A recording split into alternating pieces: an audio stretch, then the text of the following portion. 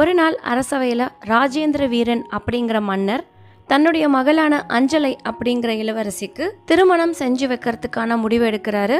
அதன் காரணமா பக்கத்து நாட்டு இளவரசர்களுக்கு தன்னுடைய மகளுக்கு சுயம்வரம் செய்ய போறதா அழைப்பும் அனுப்புறாரு. அந்த நாட்டு மன்னருடைய அழைப்பை பார்த்ததும் பக்கத்து நாட்டு இளவரசர்கள் எல்லாருமே சுயம்வரத்துக்கு தயாராகி அந்த நாட்டுக்கு வராங்க. அந்த நாட்டு மன்னரும் வந்திருக்கக்கூடிய இளவரசர்களை தடபுடலா பிரம்மாண்டமா வரவேற்கிறாரு. வந்திருக்கக்கூடிய இளவரசர்களுக்கு சிறப்பான முறையில பலவிதமான உணவுகளோடு விருந்தோம்பலும் ரொம்ப சிறப்பான முறையில நடந்து முடியுது. விருந்தோம்பல் முடிஞ்ச கையோட அரசவை திரும்பவும் கூடுது. அங்க வந்திருக்கக்கூடிய இளவரசர்கள் அந்த நாட்டினுடைய இளவரசிய பாக்கிறதுக்கு ரொம்ப ஆயத்தமா காத்துக்கிட்டு இருக்காங்க. ஆனா அந்த நாட்டினுடைய மன்னர் தன்னுடைய மகளான இளவரசிய வந்திருக்கக்கூடிய இளவரசர்கள் கண்ணில் காட்டவே இல்லை. அந்த அரங்கத்துல கூடியிருக்கக்கூடிய அத்துணை பேரும் இளவரசிக்காக தான் காத்துக்கிட்டு இருக்காங்க அப்படிங்கிறத அந்த நாட்டு மன்னர் உணர ஆரம்பிச்சாரு. அங்க வந்திருக்கக்கூடிய இளவரசர்களை பார்த்து அந்த நாட்டு மன்னர், என் மகளின் சுயம்வரத்திற்காக நான் விடுத்த அழைப்பை மதித்து இங்கே வந்திருக்கும் அனைத்து இளவரசர்களுக்கும் என் மனமார்ந்த வணக்கங்கள். உங்கள் அனைவரது கண்களும் இளவரசியை தேடுவதை உணர்கிறேன். இளவரசி இங்கேதான் இருக்கிறார் அப்படின்னு சொல்லி பக்கத்துல இருக்கக்கூடிய ஒரு சிறைய காட்டுறாரு. மன்னர் சொன்னதை கேட்டதும் அந்த அவையில கூடியிருக்கக்கூடிய அத்துணை பேருக்கும் பெரிய அதிர்ச்சியா இருந்தது. அந்த அவையில இருந்த ஒரு இளவரசர் அந்த நாட்டு மன்னரை பார்த்து ஒரு கேள்வி கேட்கிறாரு. இளவரசி அவர்கள் ஏதேனும் தவறு செய்துள்ளதால் அச்சிறையில் அடைத்துள்ளீர்களா அப்படின்னு. அந்த நாட்டு மன்னரும் சிரிச்சபடியே, இல்லை இல்லை, என் மகள் இந்நாட்டு இளவரசி எந்த தவறும் செய்யவில்லை. இளவரசியின் சுயம்வரத்திற்காகவே அச்சிறையில் காத்து கொண்டிருக்கிறார். இச்சிறையை நன்றாக உற்று பாருங்கள். இந்த சிறையில் உள்ள கதவுகளில் பெரிய பூட்டுகள் தொங்கிக் கொண்டிருக்கிறது. இந்த பூட்டை திறப்பதற்கான சாவி என்னிடம் இல்லை.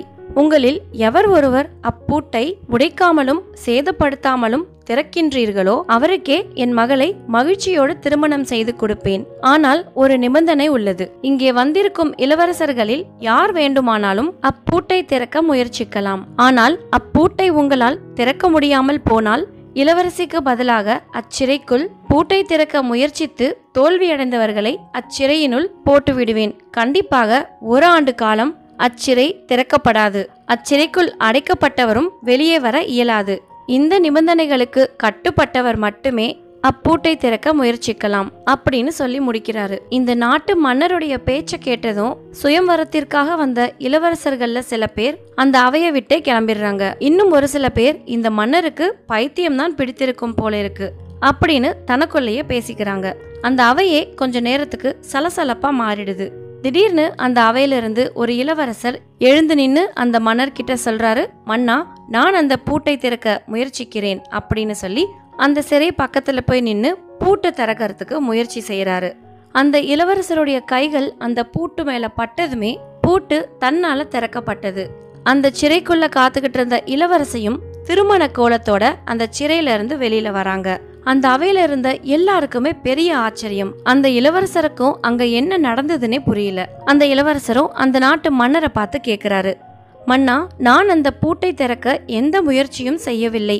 என் கைகள் அப்பூட்டில் பட்ட உடனேயே அப்பூட்டு திறக்கப்பட்டது. எப்படி இது சாத்தியமானது அப்படின்னு கேக்குறாரு. உடனே அந்த நாட்டு மன்னர் சிரிச்சபடியே சொல்றாரு, இளவரசே, என் மகளுக்கு திருமணம் செய்ய வேண்டும் என்ற எண்ணம் தோன்றியதுமே என் மகளை திருமணம் செய்து கொள்ளும் இளவரசர் எப்படி இருக்க வேண்டும் என்று சற்று யோசித்து பார்த்தேன். என் மகளான இளவரசியிடமும் கேட்டேன். இளவரசியும் என் வருங்கால கணவர் எதையும் துணிச்சலோடு எதிர்கொள்ளும் குணமும் அவர் மீதே நம்பிக்கை வைத்திருக்கும் தன்னம்பிக்கை உடைய வீரனாக இருக்க வேண்டும் என்று ஆசைப்பட்டார். அதற்காகவே இப்போட்டி.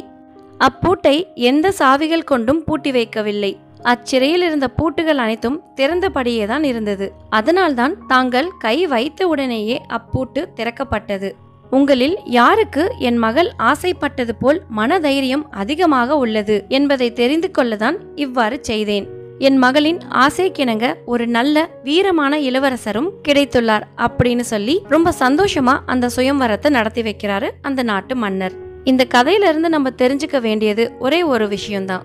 நம்ம வாழ்க்கையில எந்த காரியத்தை செய்யறதுக்கு ஆயத்தமானாலும் சரி, அந்த காரியத்தை நம்மளால செஞ்சு முடிக்க முடியுங்கிற மன வலிமையும் தன்னம்பிக்கையும் இருந்தாலே போதும். அந்த காரியத்தை நம்மளால எளிமையா செஞ்சு முடிக்க முடியும். எவர் ஒருவருக்கு தன்னுடைய வாழ்க்கையில தன்னம்பிக்கையும் மன தைரியமும் அதிகமா இருக்கோ அவர்களால சிகரத்தை கூட எட்டி பிடிக்க முடியும். எளிமையான காரியமா இருந்தாலும் தன்னம்பிக்கையும் மனதைரியமும் இல்லைன்னா அந்த காரியத்தை நம்மளால செஞ்சு முடிக்கவே முடியாது. இந்த கதையில வந்த மற்ற இளவரசர்கள் மாதிரி முயற்சியே செய்யாம பின் வாங்கறதுக்கு பதிலா நம்மால முடிஞ்ச அளவு முயற்சிகளை போட்டு அந்த செயலை செய்ய ஆரம்பிச்சா நம்ம வாழ்க்கையில நம்ம எடுத்து வைக்கக்கூடிய ஒவ்வொரு அடிகளும் வெற்றி படிக்கட்டுகளா மாறும். நம்மள சில பேர் ஒரு சில சந்தர்ப்பங்கள்ல மத்தவங்களை சார்ந்தும் அவங்களுடைய உதவிய நாடியும் இருப்போம். நம்ம வாழ்க்கையில மத்தவங்க மேல வைக்கக்கூடிய நம்பிக்கைய ஒரே ஒரு தடவை உங்க மேல வச்சு பாருங்க. கண்டிப்பா உங்க வாழ்க்கையில ஒரு பெரிய மாற்றத்தை பாப்பீங்க. ஆடி போய் ஆவணி வந்தாதான் நம்ம வாழ்க்கை டாப்ல இருக்கணுங்கிறது இல்ல. செல்ஃப் கான்ஃபிடென்ஸ் அப்படிங்கிறது இருந்தாலே போதும், உங்க வாழ்க்கை என்னைக்குமே டாப்ல இருக்கும். இனியும் எதுக்கும் தயங்காதீங்க. முயற்சி ஒன்றை மட்டும் உங்களுடைய ஆயுதமா உங்க கையில எடுங்க. உங்க வாழ்க்கையில எல்லாமே வெற்றிகளா மாற என்னுடைய மனமார்ந்த வாழ்த்துக்கள். அழகாபுரம்னு சொல்லப்படுற ஒரு சின்ன நாடு ஒண்ணு இருக்கு. அந்த நாட்டினுடைய ராஜா நல்லாவே உடல் வளம் பெற்றவர். ஒரு நாள் அரசவை கூட்டம் நடந்துட்டு இருக்கும் போது ஓலை ஒண்ணு வருது. உடனே அந்த ராஜா அந்த ஓலையை வாங்கி அமைச்சர்கிட்ட கொடுத்து அதை வாசிக்க சொல்றாரு. அமைச்சருக்கு அந்த ஓலையை பிரிச்சு பார்த்ததும் பெரிய அதிர்ச்சி. ஏன்னா பக்கத்து நாட்டின் ராஜா இந்த நாட்டு மேல படையெடுக்க போறதா ஒரு ஓலை ஒண்ணு வந்திருக்கு. அதுவும் 2 நாட்கள்ல போர் தொடுக்கப்படும்னு சொல்லிருக்கு. இந்த செய்தியை கேட்டதும் அரசவையில இருக்க எல்லாருக்கும் பெரிய அதிர்ச்சியா இருந்தது. ஏன்னா அழகாபுரம்னு சொல்லக்கூடிய இந்த நாடு ரொம்பவே சின்ன நாடு. போர் தொடுக்கிறதுக்கு தேவையான ஆயுதங்களோ படை பலங்களோ அதிக அளவுல இந்த நாட்டுல கிடையாது. ஆனா போர் தொடுக்கப்படும் எதிரி நாடோ ரொம்பவே பெருசு. படைபலமும் சரி ஆள் பலமும் சரி ரொம்பவே அதிகமா இருக்கு. எப்படியும் எதிர்நாடு நம்ம நாட்டு மேல படையெடுத்து வந்தா கண்டிப்பா நம்ம நாட்டை கைப்பற்றிடுவாங்க அப்படிங்கிற பயம் அந்த நாட்டை சேர்ந்த எல்லாருக்குமே இருந்தது. உடனே அழகாபுரம்னு சொல்லக்கூடிய அந்த நாட்டினுடைய ராஜா அந்த நாட்டை சேர்ந்த ஒரு துறவிய பார்க்க போறாரு. எப்படியும் நம்ம நாடு தோக்க போகுது, அந்த துறவிய பார்த்து ஆசி பெற்று போனா ஜெயிக்கிறதுக்கான வாய்ப்புகள் கொஞ்சமாவது இருக்காதா அப்படிங்கிற எண்ணத்துல அந்த துறவிய பார்க்க போறாரு. அந்த துறவியும் அந்த ராஜாவுக்கு இருக்கையெல்லாம் கொடுத்து உட்கார வச்சு நடந்த விஷயங்களை கேட்க ஆரம்பிக்கிறாரு. உடனே ராஜாவும், துறவியே, நம்ம நாடோ ரொம்ப சின்னது. பக்கத்து நாட்டு அரசர் நம்ம நாட்டு மேல படையெடுக்க போறதா ஒரு ஓலை வந்திருக்கு. அந்த நாடோ ரொம்ப பெருசு. படைபலத்திலயும் சரி போர் தொடுக்கிறதுக்கான ஆயுதங்கள்லயும் சரி நம்ம நாட்டை விட எல்லா விதத்திலையும் ரொம்பவே வளம் வாய்ந்த நாடு. அந்த நாடு நம்ம நாட்டு மேல போர் தொடுத்தா கண்டிப்பா நம்ம நாடு தோத்து போயிடும். ஏன்னா அந்த நாட்டை எதிர்த்து போர் தொடுக்கிறதுக்கான வீரர்களும் நம்ம கிட்ட ரொம்பவே குறைவாதான் இருக்காங்க. கண்டிப்பா நம்ம நாடு தோக்க தான் போகுது. அதனாலதான் போருக்கு போகிறதுக்கு முன்னாடி உங்ககிட்ட ஆசி வாங்கிட்டு போலான்னு வந்திருக்கேன் அப்படின்னு சொல்லி முடிக்கிறாரு அந்த ராஜா. இதையெல்லாம் பொறுமையா கேட்ட அந்த துறவி சிரிச்சபடியே ராஜாவை பார்த்து சொல்றாரு, அரசே, நம்ம நாடு ஜெயிக்கணும்னா நான் சொல்ற மாதிரி செய்வீங்களான்னு கேக்குறாரு. துறவி வாயிலிருந்து இந்த வார்த்தைகளை கேட்டதும் அரசருக்கு ரொம்பவே சந்தோஷம். கண்டிப்பா செய்யறேன், என்னன்னு சொல்லுங்க அப்படின்னு அந்த துறவிய பார்த்து சொல்றாரு. உடனே அந்த துறவியோ, நம்ம நாடு ஜெயிக்கணும்னா என்ன உங்க படை தலைவரா நியமிக்கணும். நான் சொல்ற மாதிரி தான் இந்த நாட்டினுடைய வீரர்களும் ராஜாவும் கேட்கணும் அப்படின்னு சொல்றாரு அந்த துறவி. இத கேட்டதும் ராஜாவுக்கு ஒண்ணுமே புரியல. ஏன்னா துறவிக்கோ போர்ல நின்னு சண்டை போட்டு முன்ன பின்ன அனுபவம் கிடையாது. இதுக்கு முன்னாடி அந்த மாதிரி போர் நடந்த இடங்களுக்கும் போனதில்ல. அப்படி இருக்கும்போது அவரை படைத்தலைவரா போட்டா போர்க்காலத்துல நம்ம வீரர்களுக்கு சரியான அறிவுறுத்தல்களை அவரால் சொல்ல முடியுமான்னு யோசிக்கிறாரு. ஆனாலும் அந்த ராஜாவுக்கு துறவி சொன்ன வார்த்தைகள் மீது ஏதோ ஒரு நம்பிக்கை.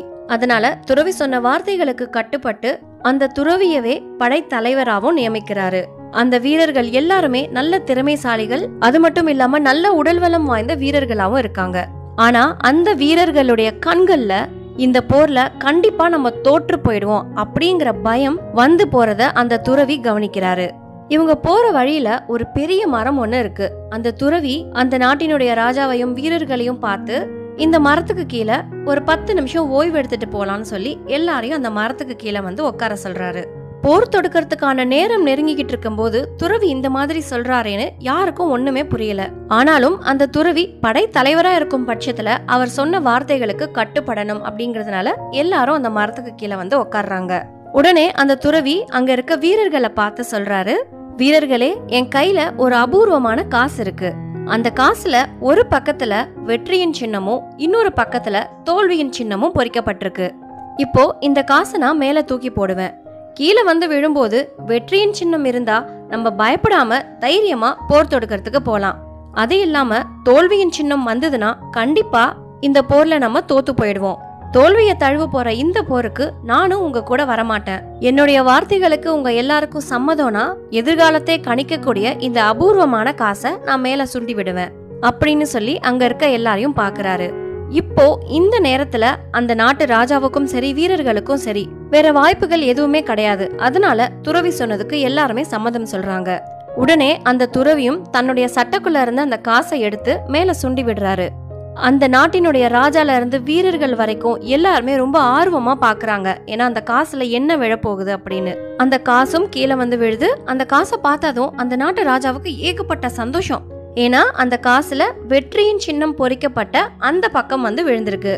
இத பார்த்ததும் அந்த நாட்டு ராஜால இருந்து வீரர்கள் வரைக்கும் எல்லாருக்குமே ஒரு புது தைரியமே பிறந்திருக்கு. கண்டிப்பா இந்த போர்ல நம்ம தான் ஜெயிப்போம் அப்படிங்கிற மன வலிமையோட அந்த போரை சந்திக்கிறதுக்காக போறாங்க. இப்போ அந்த நாட்டு வீரர்களுக்கு உடல் வலிமை மட்டும் இல்லாம மன வலிமையும் சேர்ந்து வந்திருக்கு.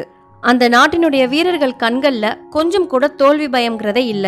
இத கவனிச்சு அந்த துறவி எல்லா வீரர்களுக்கும் ஆசீர்வாதம் செஞ்சு அனுப்பி வைக்கிறாரு. இந்த 2 நாடுகளுக்கு இடையே ஒரு பெரிய போரே ஆரம்பிச்சிடுச்சு. இந்த 2 நாட்டையும் சேர்ந்த ஒரு சில வீரர்கள் வீர மரணம் அடைகிறாங்க. ஒரு வழியா அந்த போர் கட்டுக்குள்ள வருது. இறுதியா அழகாபுரம்னு சொல்லப்படுற இந்த நாட்டினுடைய அரசரும் வீரர்களும் வெற்றி அடைஞ்சிடுறாங்க.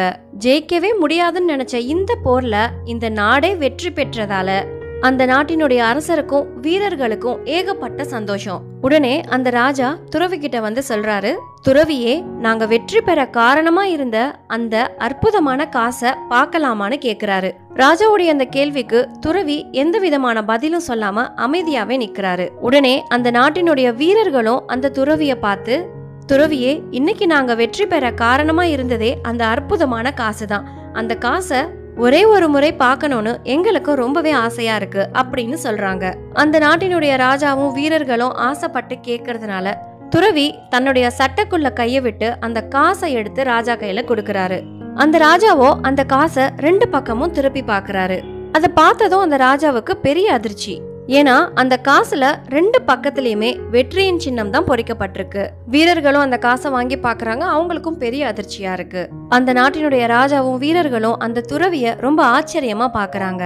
அந்த துறவியோ சிரிச்சபடியே அந்த வீரர்களையும் அரசரையும் பார்த்து சொல்றாரு, வீரர்களே, இந்த போர்ல வெற்றி பெறறதுக்கு தேவையானது 2 விஷயம். ஒன்னு, உங்களுடைய உடல் வலிமை. நீங்க எல்லாருமே உடல் வலிமையில சிறந்தவர்கள்ங்கிறத நான் தெரிஞ்சுக்கிட்டேன். ஆனா உங்க கண்கள்ல ஏதோ ஒரு இடத்துல தோல்வி பயம் இருந்துகிட்டே இருந்தது. அந்த பயம் உங்களுக்கு மன வலிமை இல்லைங்கிறத உணர்த்துச்சு. உங்க எல்லாருக்கும் மன வலிமைய கொண்டு வரணுங்கிறதுக்காக தான் இந்த மாதிரி செஞ்சேன். இந்த போர்ல நீங்க வெற்றி அடைஞ்சதுக்கு காரணம் இந்த காசு கிடையாது. உங்க உடல் வலிமையோட இந்த மன வலிமையும் சேர்ந்ததுதான் ஒரே காரணம் அப்படின்னு சொல்லி முடிக்கிறாரு. இத கேட்டதும் அந்த நாட்டினுடைய ராஜாவுக்கும் வீரர்களுக்கும் இத்தனை நாள் நம்ம ஒரு கோழையா இருந்திருக்கோம் அப்படின்னு நினைச்சு ரொம்பவே வருத்தப்படுறாங்க. இதுக்கப்புறம் எப்போ எந்த போர் வந்தாலும் பயம்ங்கிறது துளி கூட இருக்க கூடாது. நம்ம மனசு வலிமையா இருந்தா எந்த சூழ்நிலையா இருந்தாலும் வெற்றி பெறலாம் அப்படிங்கறத புரிஞ்சுக்கிட்டாங்க. இந்த கதையில வர ராஜாவுக்கும் வீரர்களுக்கும் அந்த துறவி புரிய வச்சது ஒரே ஒரு விஷயம்தான். ஒரு செயலை செய்யறதுக்கு நம்ம கிட்ட 1000 வலிமை இருந்தாலும் மன உறுதி, மன வலிமை அப்படிங்கிறது கண்டிப்பா தேவைங்கிறத. பொதுவா நம்ம வாழ்க்கையில செய்யற எந்த காரியமா இருந்தாலும் நம்பிக்கையோட செஞ்சா மட்டும்தான் அந்த காரியம் வெற்றி பெறும். நம்பிக்கை இல்லாம நம்ம செய்யற ஒரு செயல் என்னதான் சூழ்நிலைகள் சரியா இருந்தாலும் நம்பிக்கை இல்லாத காரணத்தால அந்த செயல் கண்டிப்பா வெற்றிங்கிற பாதையை நோக்கி போகாது. நீங்க செய்யற காரியம் வெற்றி பெறணும்னா முதல்ல உங்க மேல உங்களுக்கு நம்பிக்கை இருக்கணும். உங்க மேல முழு நம்பிக்கை வச்சு நீங்க செய்யற எந்த காரியமா இருந்தாலும் கண்டிப்பா ஒரு நாள் சக்சஸ்ஃபுல்லா முடியும். கண்டிப்பா இந்த கதையை கேட்டதுக்கு அப்புறம் நம்ம ஒரு செயலை செய்யறதுக்கு சுத்தி இருக்கக்கூடிய சூழ்நிலைகள் சரியா இருந்தாலும் நம்ம மேல நமக்கு ஒரு நம்பிக்கை இருந்தா மட்டும்தான் அந்த காரியம் வெற்றி பெறும் அப்படிங்கறத புரிஞ்சிருப்பீங்கன்னு நினைக்கிறேன். பூதபாண்டியன் சொல்லப்படுற ஒரு மன்னர் ஒரு நாட்டையே ஆட்சி செஞ்சுட்டு வராரு. அவருடைய ஆட்சி திறமைய பார்த்து பக்கத்து நாட்டுல இருக்கக்கூடிய மன்னர்கள் எல்லாருமே பொறாமைப்படுற அளவுக்கு இருக்கும். ஏன்னா தன் ஆட்சிக்கு கீழே வாழ்ந்துட்டு இருக்கக்கூடிய மக்களுடைய வாழ்க்கைய மேம்படுத்துறதா இருந்தாலும் சரி, தன் நாட்டுக்கும் நாட்டு மக்களுக்கும் ஒரு பிரச்சனைன்னு வரும்போது சமயோஜித புத்தியோட செயல்படுறதா இருந்தாலும் சரி, இந்த நாட்டு மன்னரை அடிச்சுக்கிறதுக்கு சுத்து வட்டாரத்துல ஆட்களே கிடையாது. அதனால பக்கத்து நாட்டை சேர்ந்த மன்னர்கள் எல்லாருக்குமே இந்த ராஜா மீதும் இந்த நாட்டின் மீதும் ஒரு பெரிய கண்ணு இருந்துகிட்டே இருந்தது. எப்படியாவது அந்த நாட்டை போர் தொடுத்து தன் வசப்படுத்திக்கணும்னு எல்லா மன்னர்களுமே ஆசைப்பட்டாங்க. ஏன்னா இந்த பூதபாண்டியன் மன்னருக்கு 3 மனைவிகள் இருந்தாலும் குழந்தை செல்வம் கிடையாது. பக்கத்து நாட்டை சேர்ந்த மன்னர்கள் எல்லாருமே இந்த நாட்டை கைப்பற்றத்துக்காக பல்வேறு திட்டங்களை தீட்டிக்கிட்டு இருக்கிறதா இந்த ராஜாவுக்கு தகவல் கிடைக்குது. பூதபாண்டியன் மன்னருக்கோ வயசாகிக்கிட்டே இருக்கு. அவருக்கு அப்புறம் அந்த நாட்டை ஆட்சி செய்யறதுக்கு ஒரு வாரிசும் கிடையாது. தனக்கு ஏதாவது ஒன்று ஆயிடுச்சுன்னா இந்த நாட்டையும் நாட்டு மக்களையும் யார் பார்த்துக்குவா அப்படின்னு யோசிக்க ஆரம்பிக்கிறாரு அந்த நாட்டு மன்னர். மறுநாள் அரசவை கூட்டம் கூடும் பொழுது அங்க இருக்கக்கூடிய அமைச்சர்கள் புலவர்கள் கிட்ட தனக்கு அப்புறம் இந்த நாட்டையும் நாட்டு மக்களையும் ஆட்சி செய்யறதுக்கு ஒரு சிறந்த அரசர் தேவை, அந்த மாதிரியான ஒரு அரசரை தேர்ந்தெடுக்கிறதுக்கு ஏதாவது சிறந்த வழி இருக்கான்னு அங்க இருக்கக்கூடிய அமைச்சர்களை பார்த்து கேட்கிறாரு அந்த நாட்டு அரசர். உடனே அந்த கூட்டத்துல இருக்கக்கூடிய அமைச்சர்களும் புலவர்களும் ஆளுக்கு ஒரு யோசனை சொல்ல ஆரம்பிக்கிறாங்க. ஆனா அவங்க சொன்ன எந்த யோசனைகளுமே அந்த நாட்டு அரசருக்கு சரியா படல. அதனால அந்த நாட்டு மன்னர் 2-3 நாட்களா யோசிச்சு ஒரு முடிவுக்கு வராரு. இதையடுத்து தன்னுடைய ராஜ்யத்துக்கு முன்னாடி ஒரு பெரிய கதவை ஒண்ணு செஞ்சு வைக்கும்படி உத்தரவிடுறாரு. மன்னருடைய உத்தரவுப்படி தங்க முலாம் பூசப்பட்ட அந்த கதவும் அந்த இடத்துல நிறுவப்படுது. உடனே பூதபாண்டியன் சொல்லப்படுற அந்த நாட்டினுடைய மன்னர் மற்ற நாட்டினுடைய இளவரசர்களுக்கு ஓலை அனுப்பும்படி உத்தரவிடுறாரு. இந்த ஓலையானது இந்த நாட்டை சுத்தி இருக்கக்கூடிய பல நாட்டினுடைய ராஜ்யங்களுக்கு போகுது. அதையடுத்து அந்தந்த நாட்டினுடைய இளவரசர்கள் இந்த நாட்டுக்கு அணிவகுத்து வர ஆரம்பிக்கிறாங்க. பூதபாண்டிய மன்னரும் எல்லா இளவரசர்களையும் வரவேற்று சிறந்த முறையில விருந்தோம்பலும் கொடுக்கிறாரு. அதுக்கப்புறம் எல்லா இளவரசர்களையும் கூட்டிக்கிட்டு தன்னுடைய ராஜ்யத்துல தங்க முலாம் பூசப்பட்ட அந்த கதவுக்கு முன்னால போய் நிக்க வைக்கிறாரு. அந்த கதவுக்கு முன்னாடி ஒரு பெரிய விளையாட்டு பலகை ஒண்ணு வச்சிருக்காரு. அந்த பலகையில ரொம்பவே கடினமான புதிர் விளையாட்டை அமைச்சு வச்சிருக்காரு.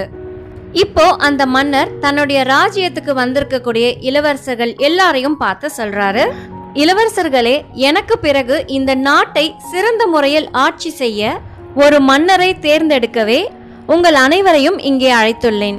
உங்கள் முன்னால் இருக்கும் இந்த புதிர் விளையாட்டை எவர் ஒருவர் சரியான முறையில் விளையாடி இந்த புதிருக்கான விடையை தீர்க்கிறார்களோ அவர்களால் மட்டுமே இந்த கதவுகளை திறக்க முடியும். இந்த புதிரை தீர்க்காவிட்டால் அந்த கதவுகள் திறக்கப்படாது.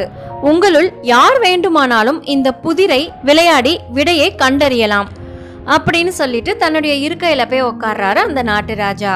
இதை கேட்டதும் அங்க வந்திருக்கக்கூடிய இளவரசர்களுக்கு ஒரே ஆச்சரியம். இந்த புதிரை தீர்த்து விட்டால் இந்த ராஜ்யமே நமக்கு கிடைக்கும் அப்படிங்கிற எண்ணத்துல ஒவ்வொரு இளவரசர்களா அந்த புதிர் பக்கத்துல போய் நின்னு அந்த புதிருக்கான விடையை கண்டுபிடிக்கிறதுக்கு முற்படுறாங்க. எவ்வளவோ இளவரசர்கள் நீண்ட நேரம் போராடியும் அந்த புதிருக்கான விடையை யாராலையும் கண்டுபிடிக்கவே முடியல. ஆக மொத்தம் முதல் நாள் இந்த புதிருக்கான விடை யாருக்குமே தெரியல. இதையடுத்து 2வது நாளும் இன்னும் சில இளவரசர்கள் அந்த புதிருக்கான விடையை கண்டுபிடிக்கிறதுக்கு முற்படுறாங்க. நீண்ட நேரமா என்னென்னவோ செஞ்சு பார்த்தும் அந்த புதிருக்கான விடையை யாராலையும் கண்டுபிடிக்கவே முடியல. 2 நாட்களா நடக்கிற எல்லாத்தையுமே அமைச்சருடைய மகன் ஒரு ஓரத்துல நின்னு நடக்கிற எல்லா விஷயங்களையும் பார்த்துக்கிட்டு இருக்காரு. அமைச்சருடைய மகன் சிறு வயதுல இருந்தே வில்வித்தை வாள்வித்தைன்னு எல்லா கலைகள்லயுமே கலை சிறந்த ஒரு நபர். அது மட்டும் இல்லாம அறிவாற்றலும் அதிகமா இருக்கக்கூடிய ஒரு இளைஞன். 2 நாட்களா இங்க வந்திருக்கக்கூடிய இளவரசர்களால இந்த புதிருக்கான விடையை கண்டுபிடிக்க முடியல அப்படிங்கறத நினைச்சு சத்தம் போட்டு சிரிக்க ஆரம்பிக்கிறாரு. இவர் சிரிக்கும் சத்தத்தை கேட்டு அவையில இருக்கக்கூடிய எல்லாருடைய பார்வையும் அவர் பக்கம் திரும்புது. உடனே அந்த நாட்டினுடைய ராஜா ரொம்ப கோபமா அந்த இளைஞனை பார்த்து, எதற்காக இப்படி சிரிக்கிறாய் அப்படின்னு கேக்குறாரு. உடனே அந்த இளைஞனோ, அரசே, இந்த புதிருக்கான விடை மிகவும் எளிமையானது. ஆனால் இங்கே வந்திருக்கும் ஒரு இளவரசர்களால் கூட இந்த விடையை கண்டறிய முடியவில்லை. அதை நினைக்கும் பொழுதுதான் எனக்கு சிரிப்பு வருகிறது அரசே அப்படின்னு சொல்றான் அந்த இளைஞன். இந்த இளைஞன் பேசினதை கேட்டதும் பக்கத்து நாட்டை சேர்ந்த இளவரசர்கள் எல்லாருக்கும் பயங்கர கோபம் வந்துருது. அங்க வந்திருக்கக்கூடிய இளவரசர்கள்ல ஒருத்தர் இந்த இளைஞனை பார்த்து, எங்களை போன்று அறிவாற்றல் மிக்க இளவரசர்களாலேயே இந்த விடையை கண்டறிய முடியவில்லை என்றால் உன்னால் எப்படி கண்டறிய முடியும்? உண்மையாகவே உனக்கு விடை தெரியும் என்றால் உடனே வந்து இந்த புதிருக்கான விடையை சொல் அப்படின்னு சொல்றாரு அங்க கூடியிருக்கக்கூடிய இளவரசர்கள்ல ஒருத்தர். உடனே அந்த இளைஞன் சொல்றான், இல்லை இல்லை, இது இளவரசர்களுக்கான போட்டி, இதில் நான் எப்படி கலந்து கொள்ள முடியும் அப்படின்னு அந்த இளைஞன் சொல்றான். உடனே அந்த அவையில கூடியிருக்க இளவரசர்கள்ல ஒருத்தர் சொல்றாரு, இளைஞனே, உனக்கு இந்த புதிருக்கான விடை கண்டிப்பாக தெரியாது. அப்படி இருந்தும் எங்களை பார்த்து சிரித்தாய் அல்லவா? உனக்கு உண்மையாகவே விடை தெரிந்திருந்தால் இந்த புதிருக்கான விடையை அரசர் முன்னிலையில் சொல். இல்லை என்றால் எங்கள் அனைவரையும் பார்த்து சிரித்ததற்கு மன்னிப்பு கேட்க வேண்டும் அப்படின்னு சொல்றாரு. இதை கேட்டதும் மறுபடியும் அந்த இளைஞன், இல்லை இளவரசே, எனக்கு கண்டிப்பாக இந்த புதிருக்கான விடை தெரியும். அரசர் அனுமதி கொடுத்தால் கண்டிப்பாக இந்த விடையை நான் சொல்கிறேன் அப்படின்னு சொல்றாரு அந்த இளைஞர். இதையெல்லாம் பொறுமையா பார்த்துக்கிட்டு இருந்த அந்த நாட்டினுடைய அரசர் அந்த இளைஞனை பார்த்து, இளைஞனே, உனக்கு இந்த புதிருக்கான விடை தெரிந்தால் நீயே முன் வந்து விடையை சொல்லி இந்த கதவை திறக்கலாம். உன்னால் அப்படி செய்ய முடிந்தால் இந்த ராஜ்யத்தை உனக்கே கொடுக்கிறேன் அப்படின்னு சொல்றாரு. உடனே அந்த இளைஞரும் அரசரை வணங்கிட்டு அந்த புதிர் இருக்கக்கூடிய இடத்துக்கு பக்கத்துல போய் நிக்கிறாரு. தன் கைகள்ல இருந்த வில், அம்பு, வாள் இது எல்லாத்தையும் அந்த புதிர் பெட்டி மேல வச்சுட்டு நேரா கதவு கிட்ட போய் நிக்கிறாரு. தன்னுடைய நம்பிக்கை எல்லாத்தையும் ஒண்ணு திரட்டி தங்க முலாம் பூசப்பட்ட அந்த கதவு மேல தன்னுடைய கைகளை வைக்கிறாரு. என்ன ஆச்சரியம், அவருடைய கைகளை வச்சு மெல்லமா தள்ளினதுமே அந்த கதவு திறக்கப்பட்டது. இந்த இளைஞனுடைய செயலை பார்த்ததும் அந்த அவையில இருந்த எல்லாருக்கும் பெரிய ஆச்சரியம். ஆனா அந்த நாட்டினுடைய ராஜாவோ சிரிச்சபடியே அந்த இளைஞன் பக்கத்துல வந்து நிக்கிறாரு. இத பார்த்ததும் பக்கத்து நாட்டை சேர்ந்த இளவரசர்கள் எல்லாரும் இங்கே என்ன நடக்கிறது அப்படின்னு அந்த நாட்டு ராஜாவை பார்த்து கேக்குறாங்க. உடனே அந்த நாட்டு ராஜாவும் அங்க வந்திருக்கக்கூடிய இளவரசர்கள் எல்லாரையும் பார்த்து சொல்றாரு, இளவரசர்களே, நீங்கள் அனைவரும் சிறந்த வீரர்கள் என்று அறிவேன். ஆனால் என் நாட்டை ஆட்சி செய்ய வீரம் மட்டும் போதாது. எவர் ஒருவருக்கு சமயோஜித புத்தி உள்ளதோ அவர்களுக்கே இந்த நாட்டை பரிசாக கொடுக்க வேண்டும் என்று முடிவு செய்துள்ளேன். அதற்காக தான் இந்த புதிரை இந்த கதவுக்கு முன்னால் வைத்தேன். ஆனால் உங்களுள் ஒருவருக்கு கூட இந்த புதிருக்கான விடையை கண்டறிய முடியவில்லை.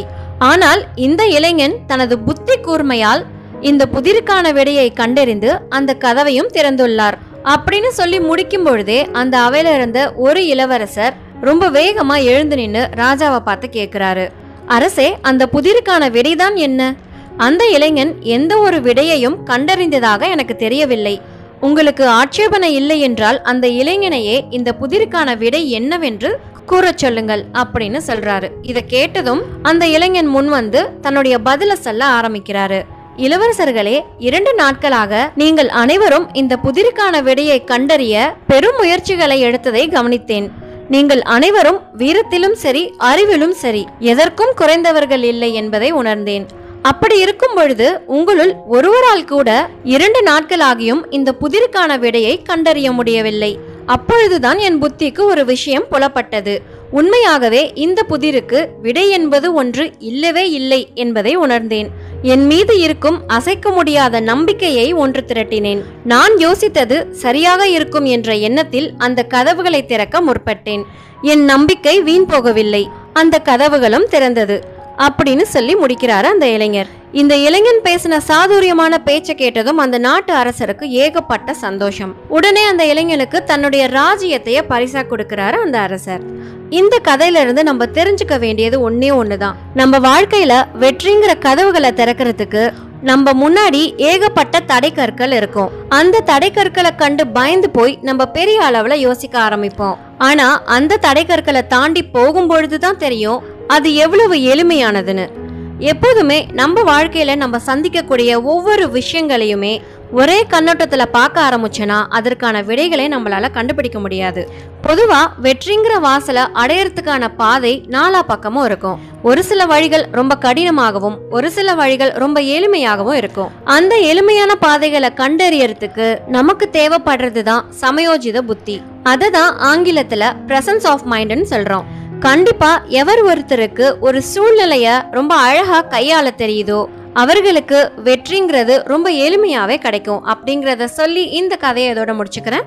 பொதுவா விடிய காலையில நமக்கு ஒரு கனவு வந்துச்சுன்னா அந்த கனவு பலிக்கும் அப்படின்னு பெரியவங்க சொல்லி நம்ம கேள்விப்பட்டிருக்கோம். அப்படிதான் நம்ம கதையில வர இந்த ராஜாவும் அசந்து தூங்கிக்கிட்டு இருக்கும் போது விடிய காலையில அந்த ராஜாவுக்கு ஒரு கனவு வருது.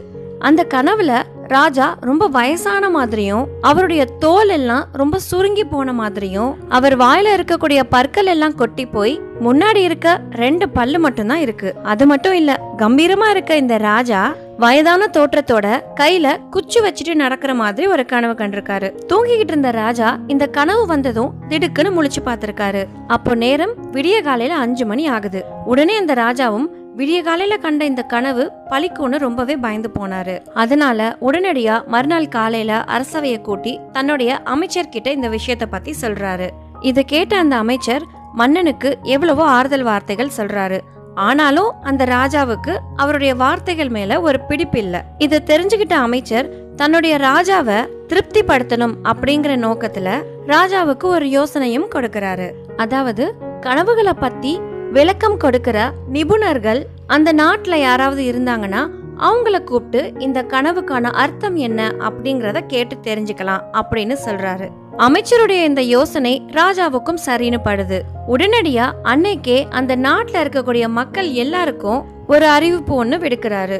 அந்த அறிவிப்பு என்னன்னா, ராஜாவுக்கு ஒரு கனவு வந்ததாகவும் அந்த கனவுக்கு சரியான அர்த்தத்தை யார் சொல்றாங்களோ அவங்களுக்கு ராஜா கிட்ட இருந்து பாராட்டுகள் மட்டும் இல்லாம கை நிறைய தங்க காசுகள் கிடைக்கும் அப்படிங்கிறது தான். இந்த அறிவிப்பை கேட்ட மறுநாளே அந்த நாட்டை சேர்ந்த ஒருத்தர் ராஜாவை பார்க்கறதுக்காக வராரு.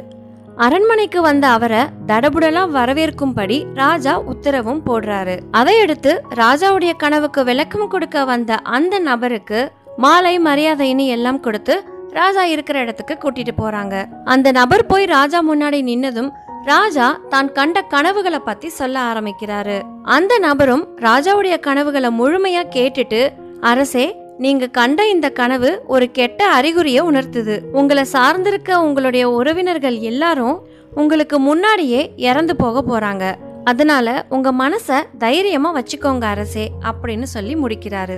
அந்த நபர் சொன்னதை கேட்டதும் ராஜாவுக்கு கடுமையான கோபம் வந்துருச்சு. உடனே அங்க இருந்த காவலாளர்களை கூப்பிட்டு அந்த நபரை சிறையில போடும்படி உத்தரவிடுறாரு. மறுநாள் இன்னொரு நபர் ராஜாவுடைய கனவுகளுக்கு விளக்கம் கொடுக்கறதுக்காக அரசவைக்கு வராரு. அந்த நபரையும் ரொம்ப மரியாதையா வரவேற்கிறாரு ராஜா. அந்த நபர்கிட்ட தான் கண்ட கனவுகளை பத்தி முழுமையா சொல்லி முடிக்கிறாரு அந்த நாட்டினுடைய அரசர். ராஜாவுடைய இந்த கனவுகளை முழுமையா கேட்ட அந்த நபர் ஒரு 5 நிமிஷம் மௌனமா இருக்காரு. அதுக்கப்புறம் அந்த நாட்டு மன்னரை பார்த்து, அரசே, நீங்க கவலைப்படுறதுக்கு எதுவுமே இல்ல. நீங்க கண்ட இந்த கனவு ஒரு நல்ல அறிகுறிய உணர்த்துது. நீங்க எந்த விதமான நோய் நொடியும் இல்லாம தீர்காயுசா 100 வயது வரைக்கும் இருப்பீங்க. உங்களை சார்ந்த உறவினர்களுக்கு எல்லாம் கிடைக்காத தீர்க்க ஆயுளும் மகிழ்ச்சியான வாழ்க்கையும் உங்களுக்காக காத்துக்கிட்டு இருக்கு. இனியும் உங்க கனவை நினைச்சு கவலைப்பட வேண்டாம் அரசே அப்படின்னு சொல்லி முடிக்கிறாரு அந்த நபர்.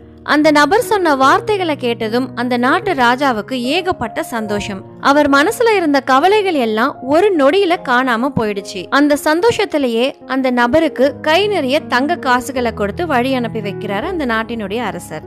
இந்த கதையில இருந்து நம்ம ஒரு விஷயத்த ரொம்ப தெளிவா பார்க்க முடியுது. அதுதான் நம்ம பேசுற வார்த்தைகளுக்கு இருக்கக்கூடிய சக்தி.